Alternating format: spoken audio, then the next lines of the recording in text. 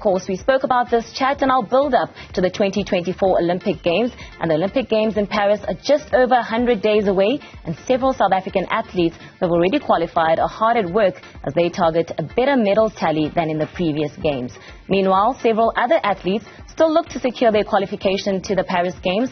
Long jumper Jovan van Vuuren and judo wrestler Charne Griesel are two of the many Team SA medal hopefuls, and they join me in studio now to talk about their journey towards the 2024 Games. Thank you so much for joining us right here on the AM Report. And hearing that, Jovan, I'll start with you. Just over 100 days to go to the Paris Olympic Games. What does that invoke in you? Is it anxiety? Is it excitement? What comes to mind first when you're thinking, I've qualified for the Olympic Games, but it's getting closer? I think it's a sense of excitement, but I tend not to focus much on it. The season is still long. Nationals is next weekend, so got small goals towards the Olympic Games. I think African Games is in June. So in the European season and all that stuff still needs to happen. So I tend to put the Olympic Games on the side. The hard task is already completed for qualifying for the Games. So a lot of weight off my shoulders. So, yeah.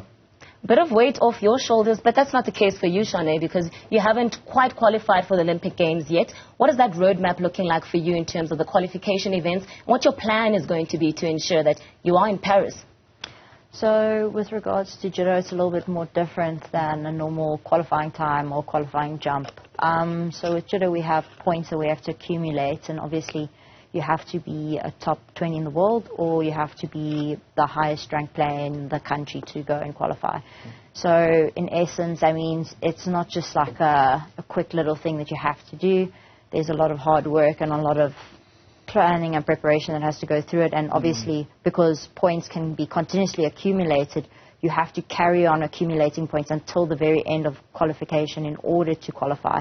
So it's not just like a quick little thing. It's like continuously having to make sure, okay, where I am on the ranking list, am I able to qualify, am I not able to qualify, what must I do in order of in terms of competitions to get to the right place.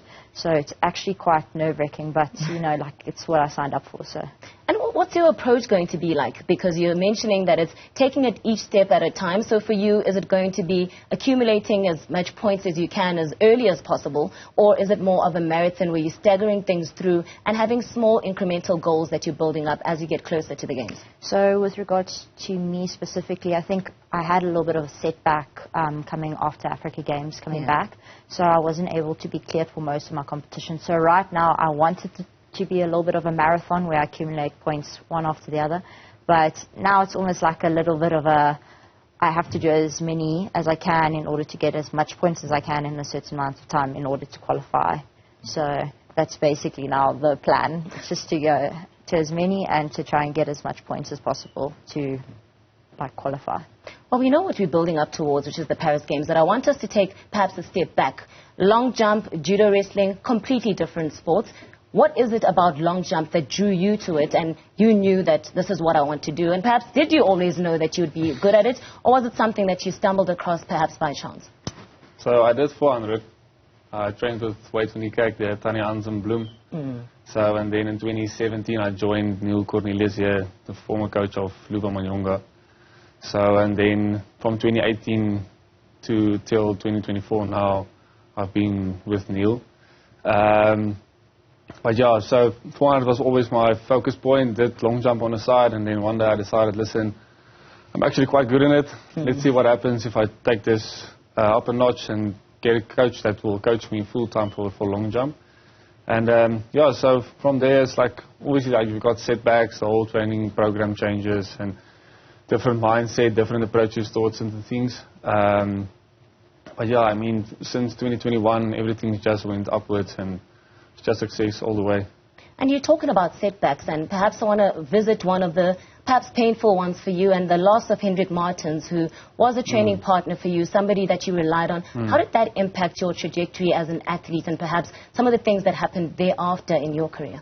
Yeah, I mean, when sometimes that happens, when one of your close friends pass away, I think you just cherish the good memories and don't dwell on the hard times and the negative things. Use it as a positive way to work harder and achieve certain things and make it a goal that we work towards to. But so with regarding something happening like that, I mean, you have the last decision whether it's going to neglect your future in the sports, and either you're going to make it you a better athlete.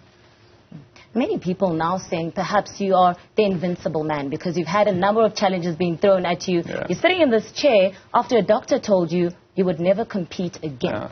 How did that feel for you, and what was the turnaround? What was the feeling like at that stage when you're being told perhaps your career has been cut short and your tendon is literally like lying or hanging by a thread? I mean, it's a medical doctor. He needs to do the tough job. He needs to tell you, listen, this is the news. I mean, it's his job. So when he told me the news, I got a shock, and I told him, listen, it's world champs last year at Budapest. I was like, doc, this can't happen now. Yeah. And I mean, to get towards that certain line in your future where you need to decide, listen, are you going to go ahead with this thing, or are you going to call it a career? And on my way back, I remember I phoned my conditioning coach, Neil Duplessis, and I phoned my coach, Neil Cornelius, as well. And they asked me, listen, so what's going to happen? I was like, no, I'll see you guys soon, so it's fine. So immediately we hopped on a plan, and everybody came together and worked towards this journey to get back on the track. So, and I spoke to people from Saskok, Gotu Mokoena, so, and people from ASA as well, so just to keep them in the loop. But yeah, that was a scary moment. I think it's a dark time, but I think, I mean, you learn so much about yourself. I mean, personally as well, and on the track and off the track. So it's not like I'm saying like I'm glad I went through it. I feel it made me a stronger athlete, and I think when athletes get to that point where they need to decide and they need some advice, I'm willing to give them advice. I mean, I didn't have the feeling inside of me, listen, give up, it's done. I had this feeling inside of me, listen, just one more go, let's go. And yeah, I mean, 9 months later, I mean, this doctor told me, listen, a minimum of 2 years, then we can start jogging again. I mean, 6 months later, I started jogging, and yeah, I was cleared in end of October to go back on the track. And then me and Neil started working on the basics again, learning how to run again, to jog again and jump and all that stuff. And yeah, 5 months later, I qualified for Olympic Games. A remarkable story. It's not just sport, is it, Charne? Because even for you, judo is more of a catalyst for other things you can do in the community, and you're doing exactly that in the community of Easterus.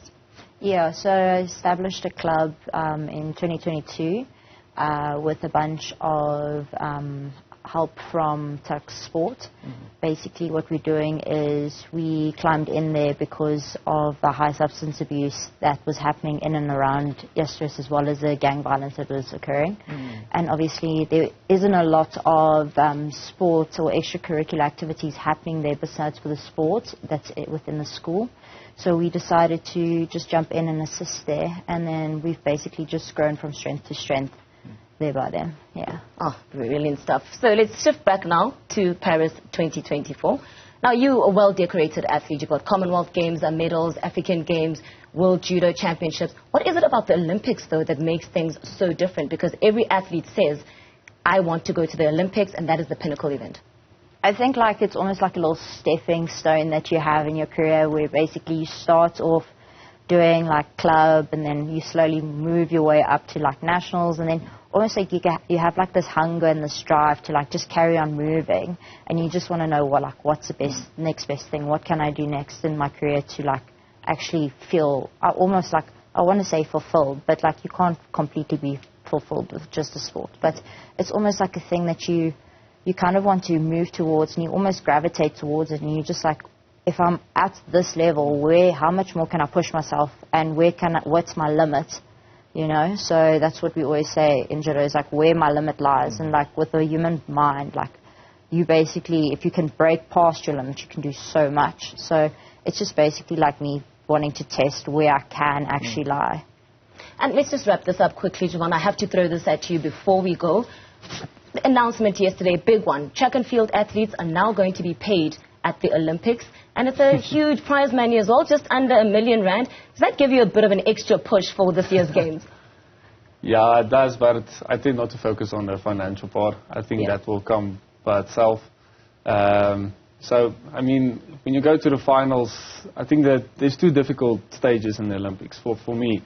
It's qualifying and the qualifying rounds at the games itself, and what happens in the final is the best man who wins. So, I mean, your previous jumps doesn't count. So, what happens in the final is the deciding factor.